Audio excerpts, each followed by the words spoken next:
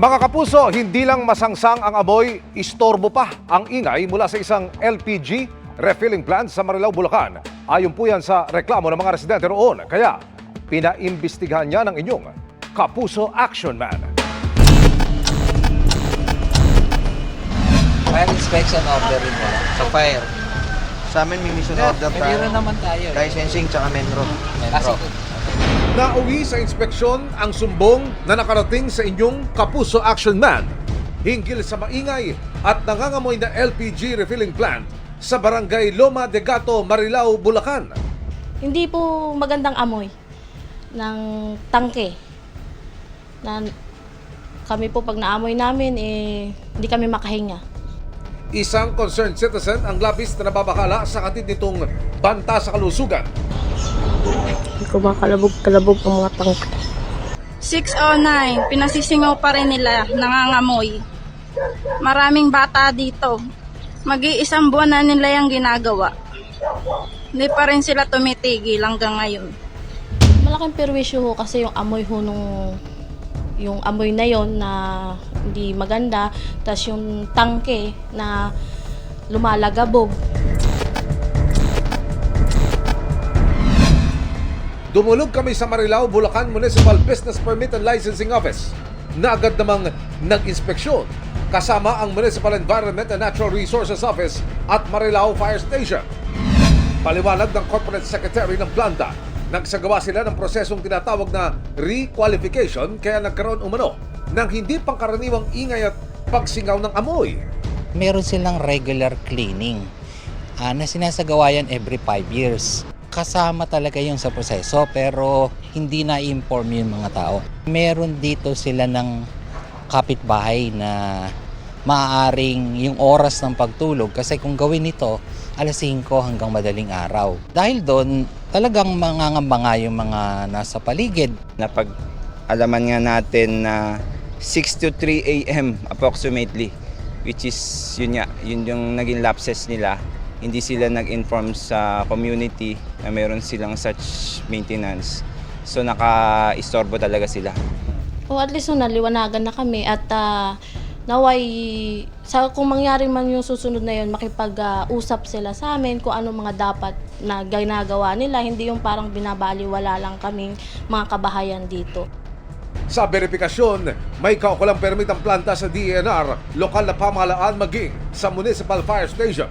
Since mag-start sila 10 years ago na may permit mula sa barangay hanggang dito sa munisipyo. Rekomendasyon nila sa planta, Yung perimeter wall nila medyo mababa. So we suggest na taasan pa nila yung firewall para if ever ano yung takot ng public. At the same time, kung magkakandak sila ng mga ganitong maintenance in the future, sana inform nila yung barangay, yung community para alam ng community. Sana nga po, tuparin nila yun. nangangako namang magko-comply sa rekomendasyon ang planta at makikipag-ugnayan sa lokal na pamahalaan. Maraming salamat po sa agarang pagtulong at pagresponde ng reklamo ko. Tututukan namin ang sumbong na ito. Para po sa inyong mga sumbong, pwedeng mag-message sa Kapuso Action Man Facebook page o magtungo sa GMA Action Center sa GMA Network Drive, Corner Samar Avenue, Diliman, Quezon City. Dahil sa namang reklamo, pang-aabuso o katiwalian, tiyak may katapat na aksyon sa inyong Kapuso Action Man. Nasa halos 6.8 trillion pesos ang halaga ng National Expenditure Program na isinumite sa Kongreso para sa taong 2026. 7% itong mas mataas sa budget ngayong taon. Kasama sa mga nakapaloob dito ang 10 bilyong piso para sa 20 peso per kilo rice program. Wala rin daw inilagay na alokasyon para sa ayuda para sa Kapos ang Kita o AKAP program. Nakatutok si Tina Panganiban Perez. Na-turn over na ng Department of Budget and Management o DBM sa Kamara at Senado ang National Expenditure Program o hinihinging budget ng ehekutibo para sa 2026. Umaabot ito ng 6.793 trillion pesos, mas mataas ng 7.4% kumpara sa 6.326 trillion pesos ngayong 2025. Alinsunod sa konstitusyon, Pinakamalaki ang para sa Department of Education na nasa 928.5 billion pesos. For the first time, the budget for basic and higher education has been increased monumentally to meet UNESCO's recommended education spending target of at least 4% of the country's GDP. Sunod na pinakamataas ang hinihinging budget para sa Department of Public Works and Highways na nasa 881.3 billion pesos. Mahigit 270 billion pesos dyan ay para sa flood control projects. Hiwalay pa ang mahigit 2 billion pesos para naman sa flood control projects ng MMDA. 320 billion pesos naman ang hinihingi para sa Department of Health. Kasama na rito ang para sa PhilHealth. Halos 300 billion pesos naman ang hinihinging pondo para sa Department of National Defense. Sa mahigit 10 billion pesos naman na hinihinging confidential at intelligence funds, pinakamalaki ang mahigit 4 na bilyong piso para sa Office of the President. Ito po ay bumaba from the GAA ng 1.35 billion pesos or 11.18%. On the part of the House, we'll assess it. There are certain agencies and offices that are allowed to have confidential intelligence funds based on necessity.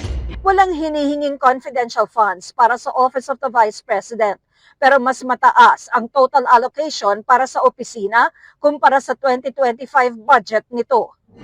Halos 240 billion pesos ang hinihingi para sa agrikultura, kasama ang 10 billion pesos para sa 20 pesos kada kilong bigas.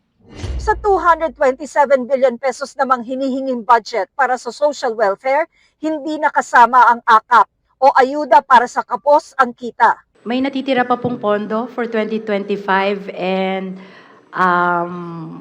like I mentioned a while ago, we receive a total of 10 trillion pesos na proposal from agencies. And given our limited fiscal space, hindi pa po muna natin siya sinama. We will open the bicameral conference committee on the budget to the public and to the media. Habang nagkakaroon ng budget briefing, magkakaroon rin tayo ng tawag ko dito hearing with budget experts and civil society organizations. Pwede silang mag-suggest, no?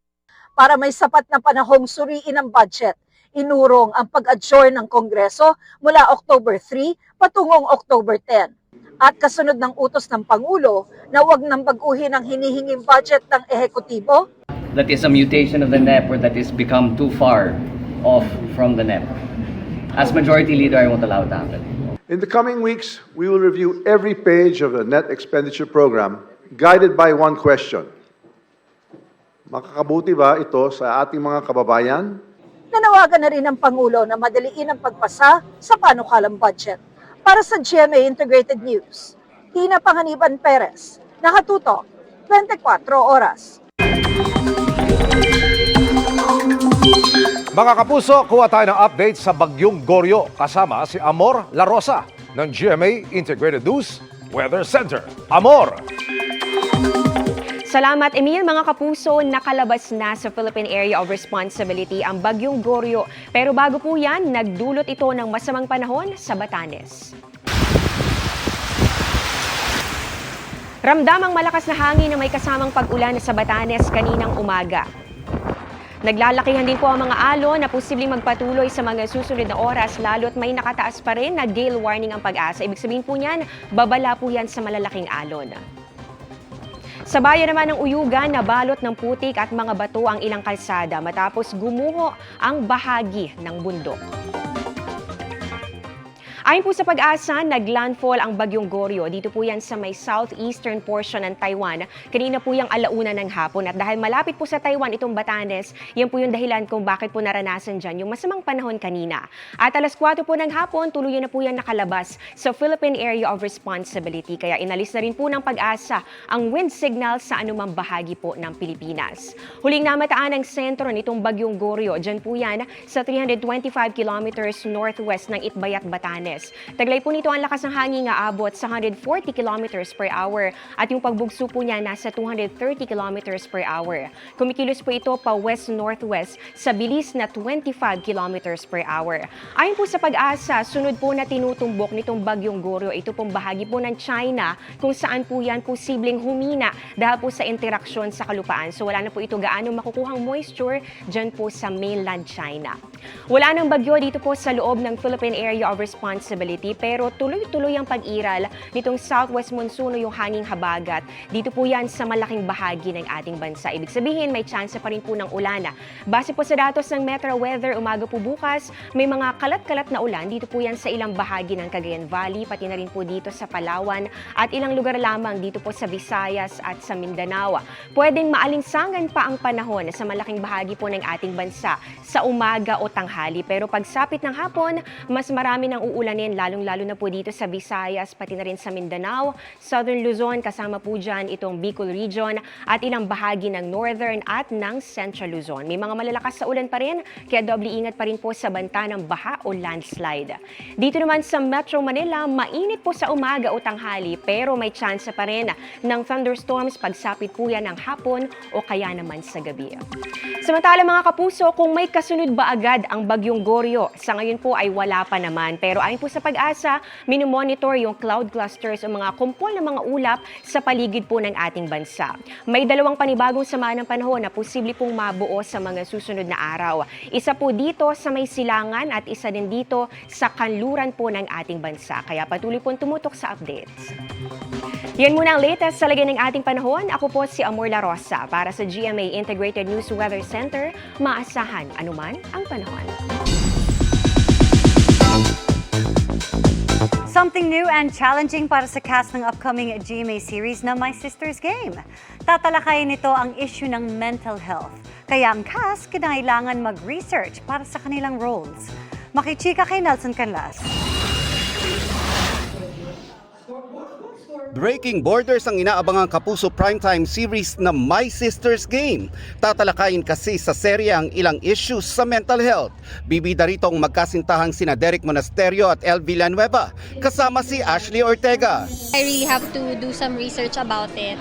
Kasi yung character ko si Angel, siya talaga like, she's mentally ill. Kailangan kong alagaan kung paano ko gagawin yun para mabigyan rin ng justice yung role. Lalabas din sa kanilang comfort zones, sina Derek at El. Medyo challenging siya sa part na meron kaming kids because wala pa kaming kids talaga in real life. But I think with Derek, that's pretty easy. What's good about us is if we're working, meron kaming feedback sa isa't isa. And important yun sa amin kasi doon namin na-i-improve yung character namin, sarili namin. Makakasama din nila sa My Sister's Game sina Pinky Amador, Ricardo Cepeda, Althea Ablan at Thea Tolentino. Lawyer ako dito. So, as a person na mabilis mag-isip yung brain, kailangan na matutunan ko talaga yung lines kasi may technical words ang pagiging lawyer. Talagang strict sa lines dapat. Ako pa naman ay isa ding makakalimutin. So, that's a challenge for me. Nelson Canlas, updated sa Showbiz Happenings.